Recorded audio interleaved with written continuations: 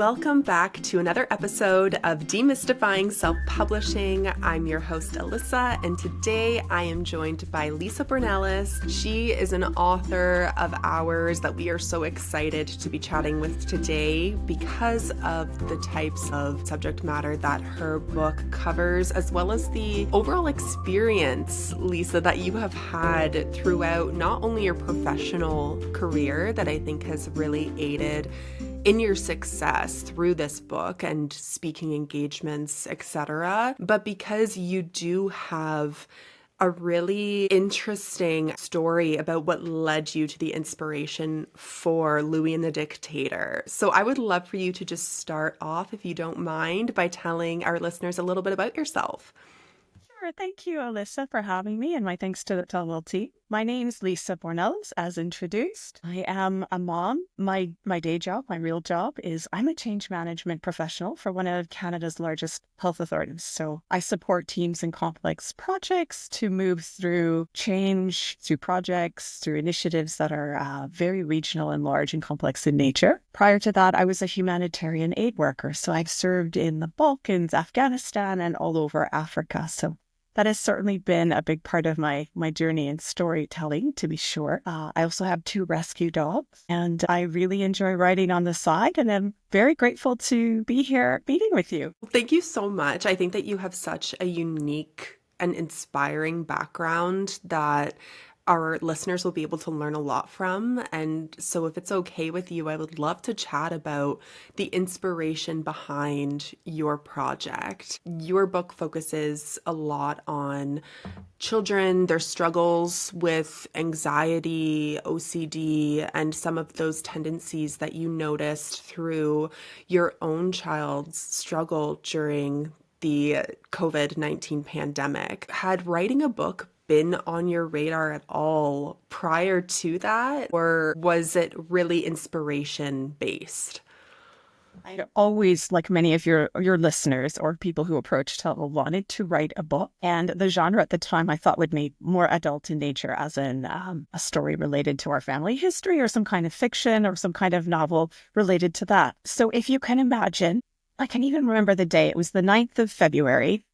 And it was 2021 at the height of the pandemic, when every day felt like a freakish repetition of the last. I was really desperately longing for some kind of radical change. So I pulled out a Post-it note and I started to write some goals and some deadlines that I had around, what is one shift you'll make to change the situation you're in today? What is one thing you're going to do today to make yourself feel unstuck? And from that, I started to really write the story within 6 weeks. It was almost a therapy. And as you mentioned and alluded to, it's based on my son's experiences with obsessive compulsive disorder, which was diagnosed prior to the pandemic, but was really exacerbated by the pandemic. So as you can probably imagine, many of your authors might also be parents, might also be caregivers to folks with additional needs. So suddenly we found ourselves with all our resources gone, certainly all the in-person resources. And I could see my son struggling. If you can imagine a child who's worried that their food is poisoned, now hearing on the news every day that even the air he breathes isn't safe anymore. It was a dreadful time. It was something that was... we'll never forget. And writing his story at that time was not only therapeutic for myself, but we would sit together with little laptops and his little Chromebook open, and he would write too. Amazing. And in that process of writing, there was some kind of healing or letting go. So he would write silly poems, funny limericks, funny haiku, funny what have you. And I'd post them on Facebook, and he would be delighted by the joy that it would bring for others. What made me very proud of him was, as we worked through his story, and most of the story in Louie the Dictator actually happened and is his story, he became open to helping others, other children struggling with the condition. And I think that's where the real gift is in this journey, that writing is not only self-healing, but in a way, your stories give back and support others.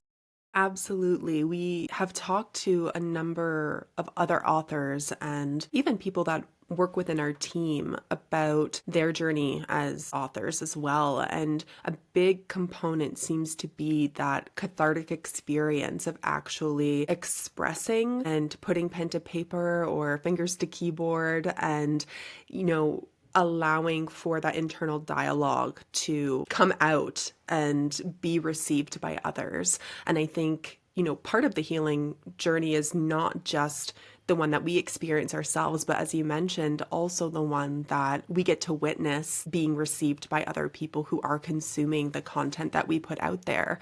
And I just think that that's incredible that your son, through this process, also was able to receive that cathartic experience for himself, and then another layer of that through helping others.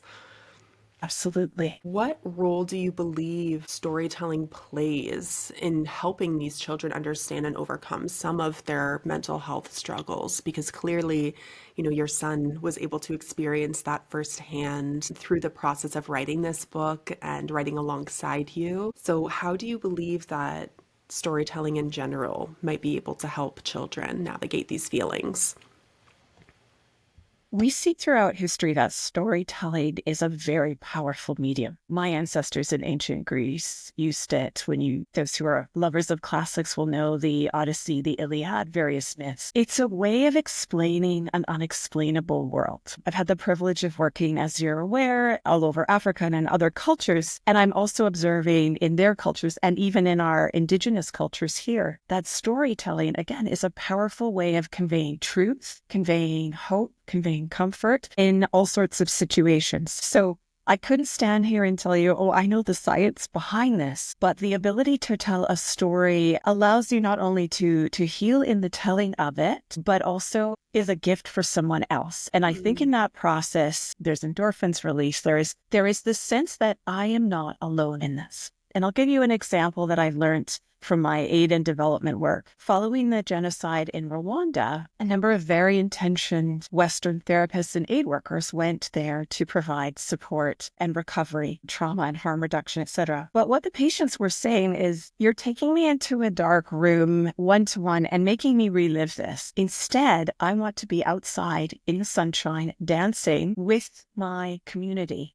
I want this to be a collectivist experience where we are sharing our stories and our courage in that and our failure in that and our joy in that. And in that process, that's where the healing comes from. And so to get back to your question and your point, I think the power of storytelling really resonates throughout history, throughout the world. It is our shared experience that we're bringing forth that allows us to both be vulnerable and convey that we are not alone and we're in this together.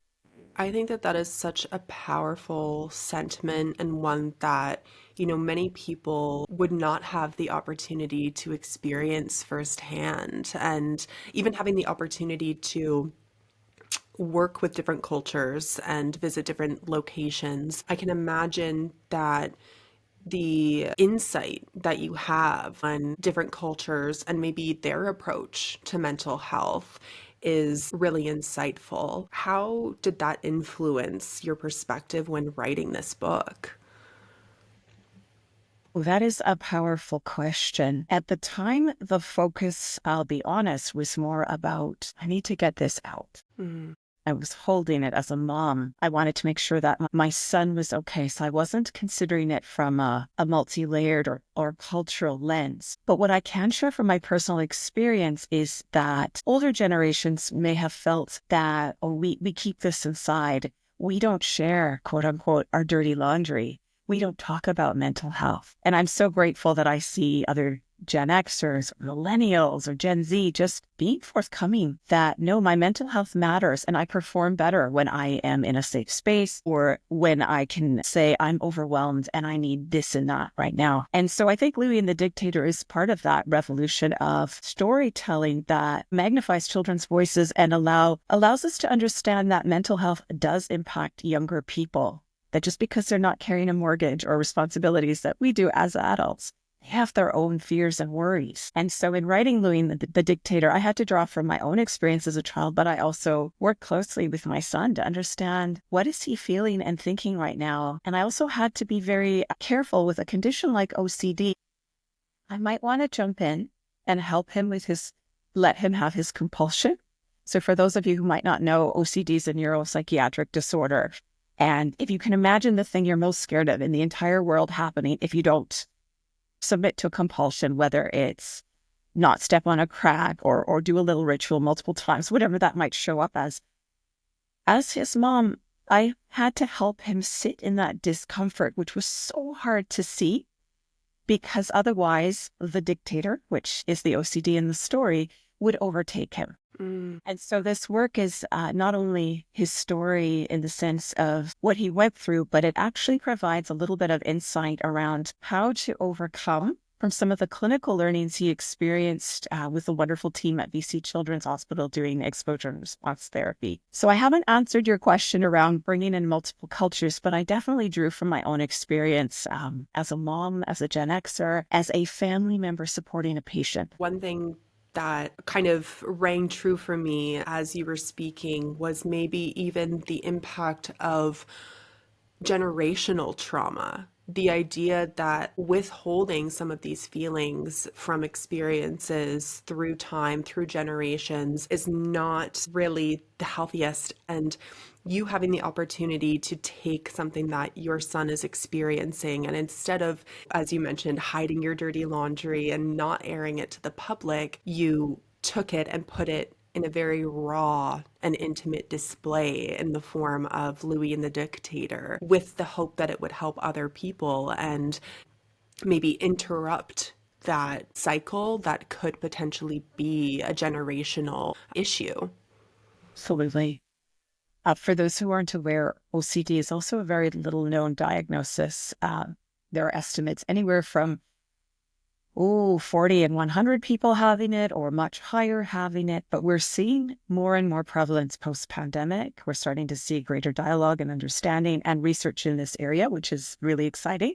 And I'm delighted to be a part of that in a very humble and small way. So I donate most of my royalties to the Pediatric OCD research team at BC Children's Hospital. They are doing incredible research and work in this area. And that's been part of the passion. It's the not only inspiring children going through anxiety or who are neurodiverse or who have a mental health diagnosis to see themselves as heroes of their own stories, but also give back in not just through storytelling, but also through the royalties to the team that helped them. I really think that the fact that you give back is so impactful, and it's something that we are seeing more of in terms of people who are, writing these stories from a place of experience or from healing or trauma, who do want to make a difference. How did you pursue that idea of wanting to get back to that community, and what does that relationship look like presently? Yeah. So when my son started to tell me that, I have these voices in my head. Of course, my heart is sinking. I'm imagining schizophrenia or just some really deep-seated,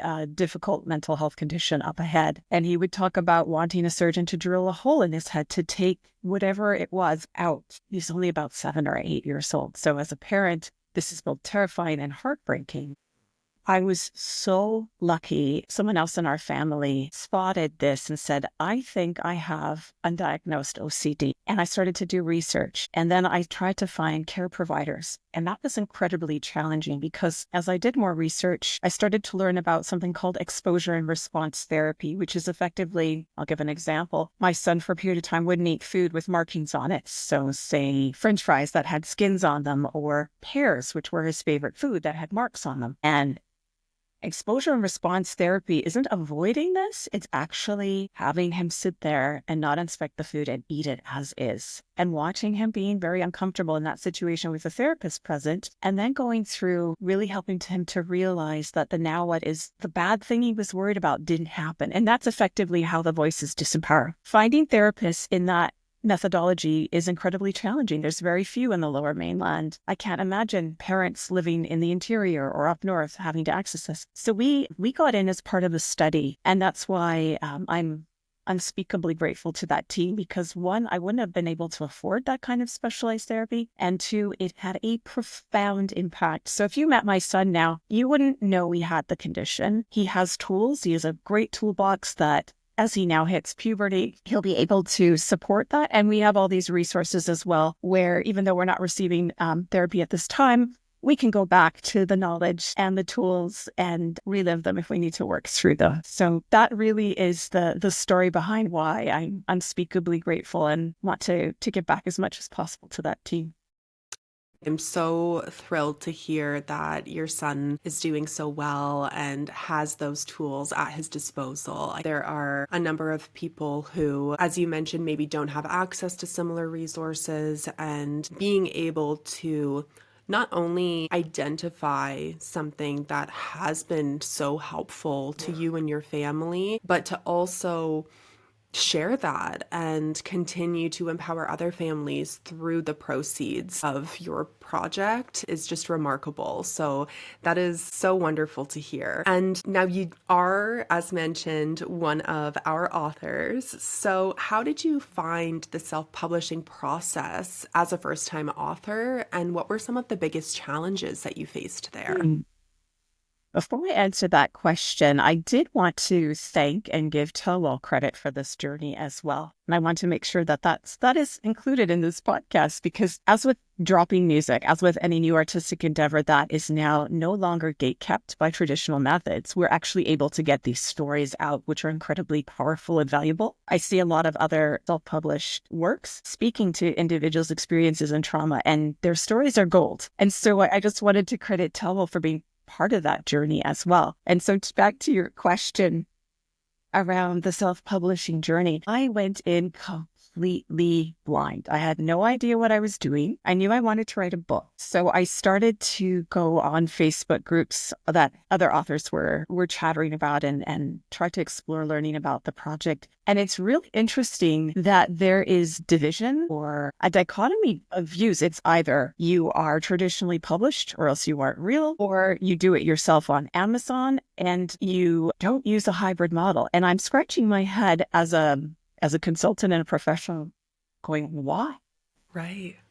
Tellwell was awesome, from Jennifer being the first point of contact. Poor woman, I must have put her through the ringer because I am a project manager. I had literally a list of services and pricings, and I interviewed 4 different agencies to look at, cost effectiveness, how I felt, what services were being offered for this budget that I had. And she was awesome. She was the only one who went through my list and is like, I can price adjust this, or I can offer that, or check back with these folks if they're doing A, B, and C, which is what we included. And I love that. That was very professional. As a busy working mom, I don't know anything about cover design or other aspects or hiring illustrators. So having the suite of services that I could give to someone else, having Charlene project manage this was awesome. It was seamless. Like, why wouldn't everyone do this? Absolutely. It was amazing. And so I could choose what I wanted. Plus, Tellwell manages the lifetime distribution of my work. So it's not just on Amazon. And given the political climate in the world today, I have a lot of people say, I don't want to purchase on Amazon. So I can redirect them to Chapters and Indigo, to Waterstones, to Walmart, to wherever it's being picked up online with the print-on-demand model. So from a business perspective, it's brilliant. Amazing. Well, we'd love to hear that. I know that, Jennifer is actually one of our publishing consultants for those who are listening, and she and I had a recent episode where we chatted because in addition to being a publishing consultant, she is also an author, and it's really remarkable, and she will just be so grateful to hear about your experience, because you're right in the sense that as a busy working mom, you have many strengths. However, cover design is maybe not at the top of your list. Finding an illustrator is not at the top of your list, but that hybrid model of guiding an author through the process is really what we strive to do. And it's also that mention of the gatekeeping and trying to remove barriers so that every single person who wants to have their story told can have it told. Absolutely. Now, with that being said, you said that you were in different Facebook groups and kind of hopping around, seeing what options were available to you as someone who wanted to pursue writing a book. Did you ever consider working with a traditional publisher, or was the gatekeeping around that and, some of the insights from other authors in those groups something that put you off of the idea of working with a traditional publisher? I gave myself, and you're going to laugh, like 6 weeks. Amazing. I gave myself 6 weeks. I threw out a few queries, and the fact that people didn't have the wherewithal or decent, I had a couple come back quickly to respond to me. Again, as a busy mom and consultant and businesswoman, I was like, this story needs to be told during the pandemic. I was time bound because I needed Yes. it to come out during the pandemic. And Charlene was really great about that and understood that. And so that was part of the reason. But just, again, I really honor and appreciate that the traditional method exists. But in the world that we live in today, where people can drop music, where we're using social media and I think they're going to need to pivot really quickly to adjust. And in that spirit, I just didn't have the time to wait Right. since. Absolutely. I mean, So this you had, as you mentioned, a time-bound project, and with traditional publishing, authors are lucky to hear from a traditional publisher in a 3 to 6 month time span to, whether they're even interested, let alone to then pursue the project and the negotiations. And then, of course, with that and with your project being one that is so close and near and dear to your heart and your family, relinquishing all of your control, your creative control, control over the manuscript, I imagine would be something that would be difficult to navigate through a process like traditional publishing, whereas self-publishing, a hybrid model, allows for you to retain all of that creative control while taking in some advice and expertise throughout the process of publishing your book. What do you hope that young readers and their families will take away from your book and this project? we're already starting to get some lovely feedback from children or parents of children who are anxious, neurodiverse, or who have OCD, or I've even had meetings with adults. And the key message I keep getting is, I wish this book was around when I was a kid, or thank you for normalizing the conversation around this condition. It's really helped my child. And that for me is everything. So That's, rewarding. yeah. That's incredible. That it's just the best feeling to hear. I also published a children's book for my daughter who had gone through cranial helmeting as an infant. And one of the things that I really found to be remarkable was the lack of education and information around that specific medical necessity.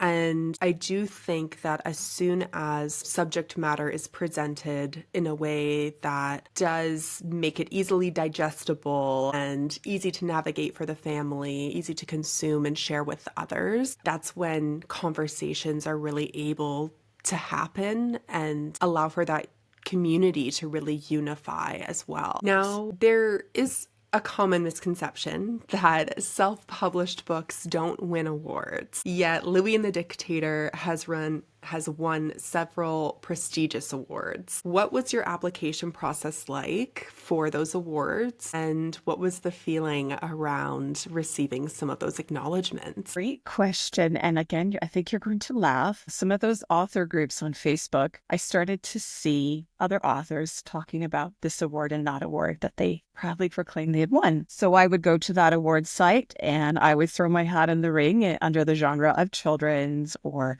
children's inspirational or something where I felt there was a fit. And lo and behold, 4 awards later, I'm really delighted. Reviews. I know most of my reviews are organic. I did go through the Kirkus route because I was curious, simply because I wanted to test the waters, test the legitimacy of the product, of the writing, and just really delighted and humbled that it has been successful in that sense. So I encourage anyone to apply. There's nothing special or dramatic in the process. Throw your hat in the ring, and sometimes they offer feedback, which is incredibly valuable.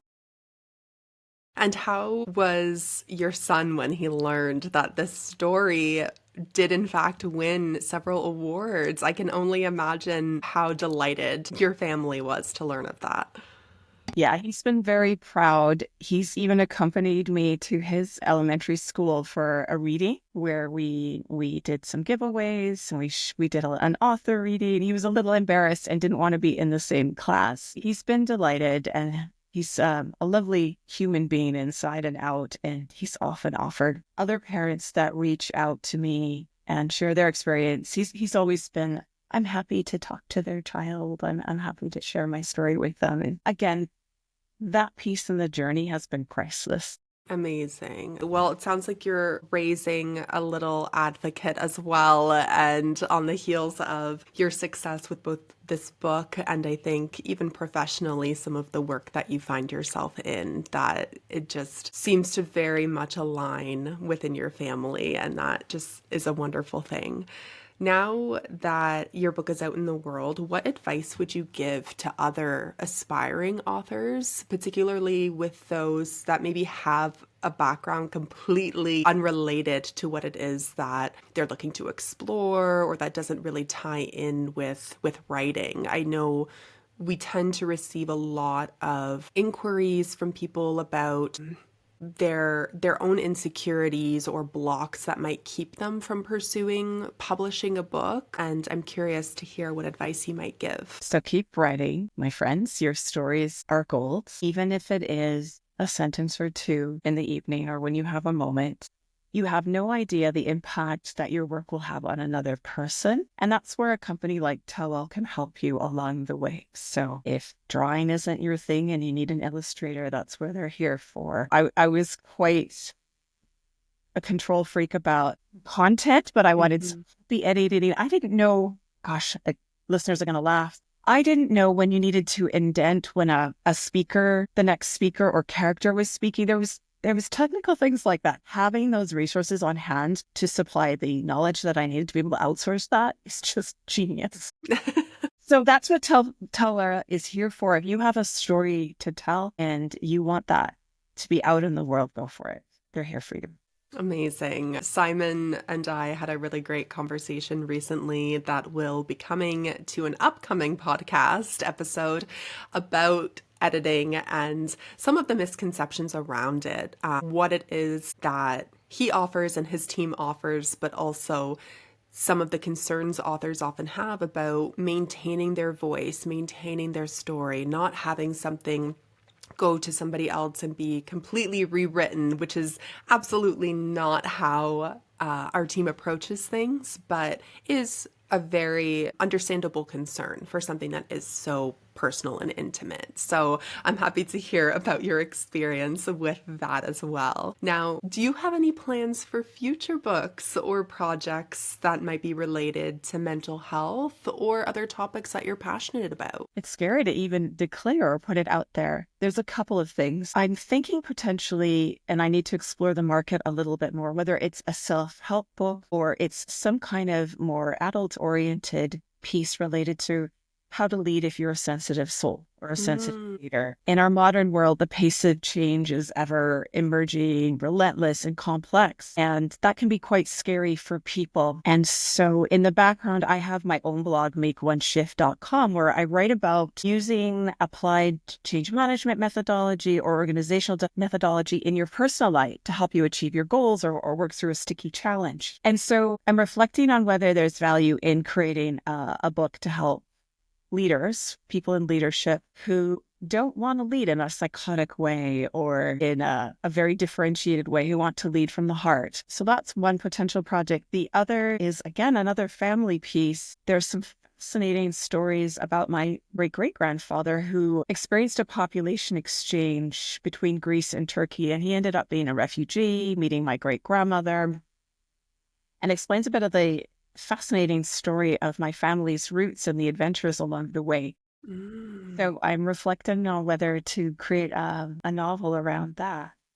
That would be absolutely incredible. I always find it to be really inspiring when our authors either pivot between genres or they've produced one thing that they felt really called to produce and then write something that maybe feels a little bit out of left field compared to that initial work, but the way that the passion and how they feel called to that specific project comes through is really, really a beautiful thing. And so I really hope that we do get to witness some more works from you. Now, one thing that I think is for me a bit of a highlight of this conversation as well is back when I started at Tellwell, my first assignment within the company was producing an author of the month piece, and you were actually the author of the month for that piece. So that would have been back in 2022, I believe. And so this moment is very full circle, and I'm just really enjoying having the opportunity to chat and learn more because obviously a lot has happened in that time as well.